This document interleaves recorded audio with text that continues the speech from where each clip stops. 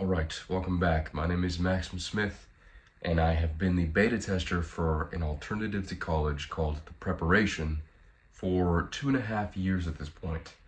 And I've done everything from become an EMT, work on wildfires, sail in and around the Falkland Islands and through the Strait of Magellan.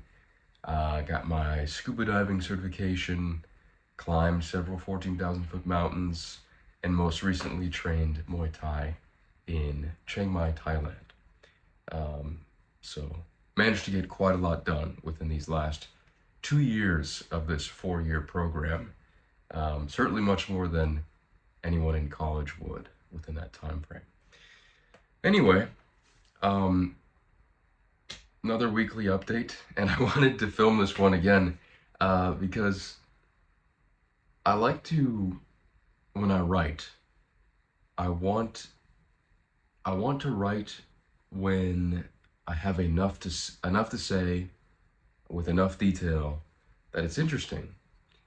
And I prefer to make videos when there's too much to say that writing about it wouldn't make sense, or yeah, it just wouldn't make sense because who wants, unless I am a super good writer, which I am not,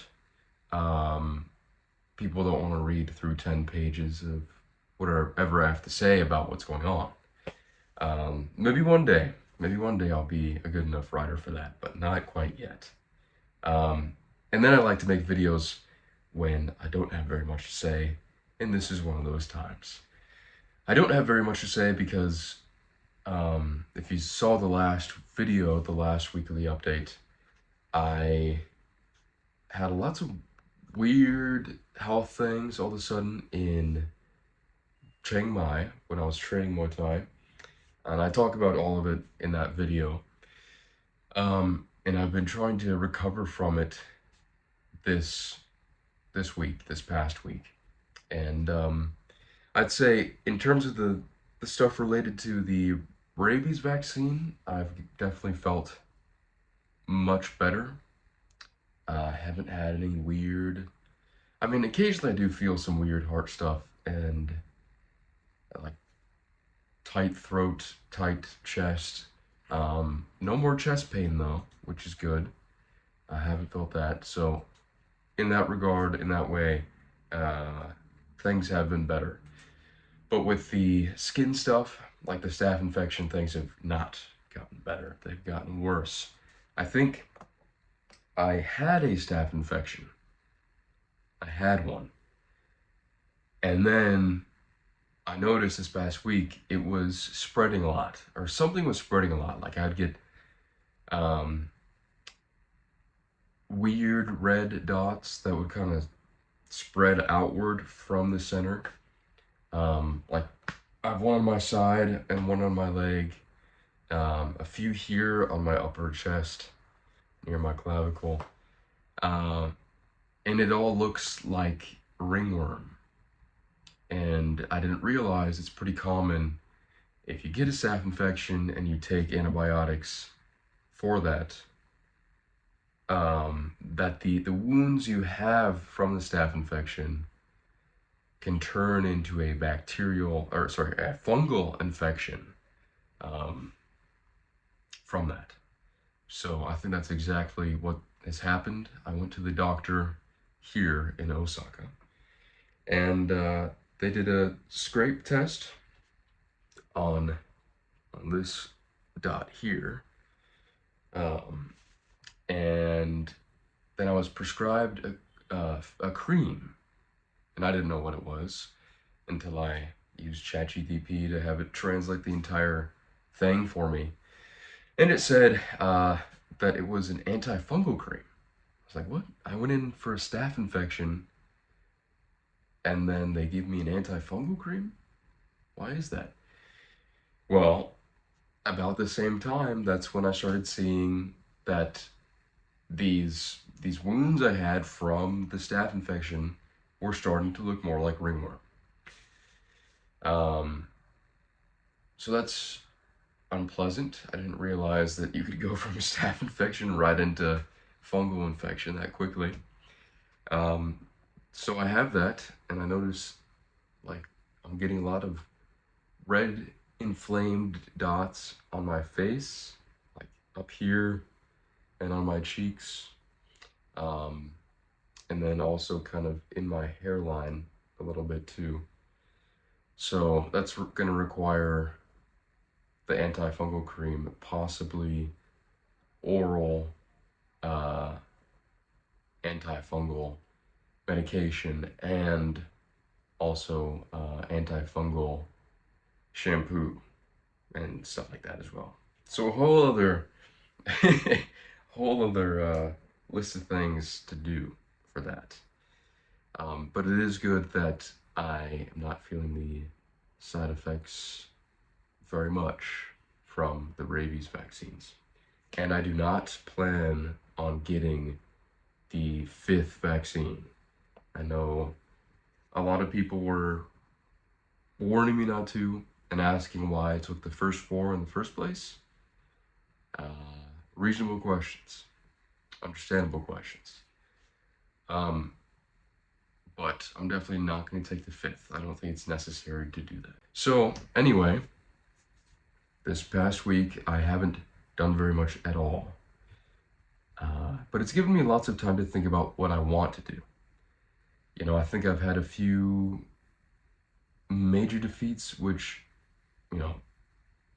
major defeats in the past year that were unexpected, and some of them were due to my own fault, or my own faults. But some of them were just due to external circumstances that I couldn't do anything about. Like, for example, when I was in the States in March, I guess April, May, and part of June last year, I was doing the pilot cycle and trying to get my private pilot's license. And I had some trouble. Part of it's because I was doing it in Colorado, and that's just not the time of year to fly very much because there's, issues with weather. Also in eastern Colorado, there's so many people, so there's lots of people signing up for flight school all the time. It's hard to find instructors that are available, and when you do find instructors that are available, it's hard to find many good instructors. And that's a very common theme, by the way, if you try to get your PPL. There's a lot of very poor flight instructors everywhere. Mostly, it's not because they're doing anything wrong necessarily, like they're screwing you up in some way. It's just that they are not teachers. They're not. And they don't really have any desire or incentive to teach you anything. That's why. So that was frustrating, going through a lot of instructors and dealing with weather and things like that, but that was mostly, again, outside of my control. But around the same time, I kind of lost the why, that's what I always call it, the why, my why I'm doing what I'm doing. And as long as you have the why, it's easy to do very difficult things for prolonged periods of time. The difficult part is maintaining that why and strengthening the why. Like using a difficult circumstance to strengthen the why and saying, I'm doing what I'm doing for this exact reason. I am here to endure difficulty and learn through it. That's the most difficult part. And so I kind of lost the why at that point, which was only worsened from what I consider kind of a defeat last year, where I was invited to work on a geophysics crew in Nevada for a short time. And to me, it sounded awesome. I'm a fan of Louis L'Amour, and working in and around mines. I guess he didn't really work in mines. Working around mines and being a caretaker of a mine is something he did. And so to me, and my dad said it too, as soon as he heard about that opportunity, it sounded like Louis L'Amour type thing. Working on a geophysics crew in the Nevada desert and working alongside geophysicists and geologists, learning stuff, doing hard work in the hot Nevada desert. Very Louis L'Amour sort of thing. Anyway, I went there, and the first week I was working with geologists, which was awesome, a great crew of Mexican geologists, and like seriously good guys. They were all fun to be around and very smart as well. And I was just collecting rock samples with them on different sites that they were inspecting, and that was cool. And then I went over and did the geophysics stuff, which was in the same place. When the geophysics crew came in, and it was just a bad experience because I wasn't learning anything, which I went there specifically to learn. I wasn't learning anything about geophysics. I was just learning about how to, set up this long wire in the desert, splice wire together, and how to shoot electricity through that wire and measure the response, because you're shooting electricity through the wire, which is then shot into the ground, and electrodes measure the response, or I guess you're shooting electrodes in the ground, and then you have copper pots, that measure the response, basically, which helps you determine if a precious metal could be there. It doesn't tell you for sure. It's not exact. It doesn't show you, for example, you have this number, so that means that gold is down there, or this number, that means that copper or silver is down there. It's just, this range of numbers is interesting because it shows a certain amount of resistivity from the measured from what was hit below, as well as conductivity as well. And different metals have different levels of resistivity and conductivity, so you're just getting a range of what could possibly be down there. I was learning a little bit about that, and that's interesting. Setting up the whole system is interesting. It's lots of difficult, hard work, and it was tough.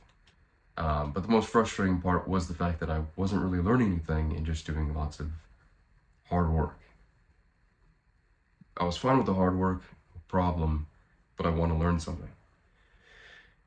And there was just lots of weird drama. Some guy got shocked by the wire and could have died. I mean, seriously could have died, because there's several amps going through that wire. So it was just weird. And even though there were good people there, like the head geophysics crew leader was a good guy, kind of crazy, but everybody kind of likes him for it, kind of loves him for it. And then, like I said, all the geologists were awesome, as well as the man who owns the company behind all of it. But because of all the craziness and because I wasn't learning anything, I left. And at the same time, I lost my why, is the best way to say it. I lost why I was doing what I was doing, and why I was doing it, what I was doing it for. And that caused a huge mental problem of just where I left the States. I stopped doing the flight training and I went back to Uruguay and was there for a little while, and then I needed to reset after a little over a month, and then I continued flight training in Uruguay. And that was a major defeat to me. In my mind, that was a major defeat. And then now, which, part of that entire situation was out of my control. But there was a very obvious part in my control. So that's difficult. And then now having this happen is frustrating because even though I think I've recovered pretty fast, which is good, um, I had enough health problems in Thailand, which I never had before, never felt like this before, to the point where it was best to leave. So that's out of my control, but still it's frustrating because I really wanted to do it and really wanted to fight and wanted to finish off those 3 weeks that I was there. So just, these somewhat minor, not really minor. To me, they're major defeats in my mind, kind of piling up. And I guess in the grand scheme of things, they're minor, but it's frustrating because I want things to go smoothly. I wanted to get it all done.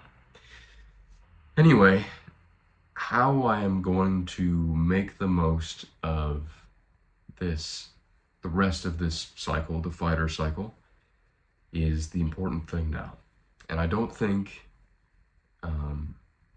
especially because I am going to have this fungal infection for probably a couple more weeks. I don't think it's worth going back to Thailand now because I would be coming back here within 2, maybe 2.5 weeks anyway. And I don't think that's enough time to make it worth it. So instead, I found a Thai-owned Muay Thai gym not very far from here.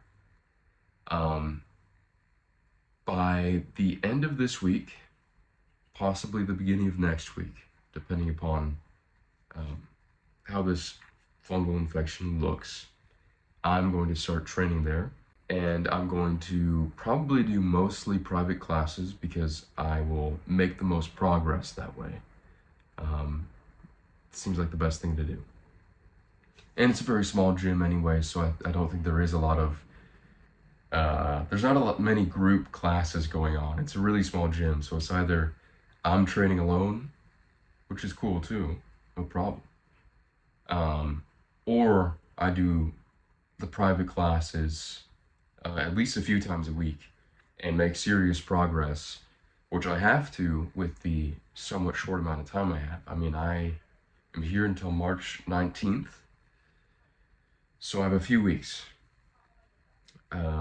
And I think within that time frame, I can make a lot of serious progress, especially because there is a Thai-owned Muay Thai gym here. The Thai-owned thing, that's the thing that got me, because there's other Muay Thai gyms, but the fact that Thais run that place, I know it's going to be a lot better.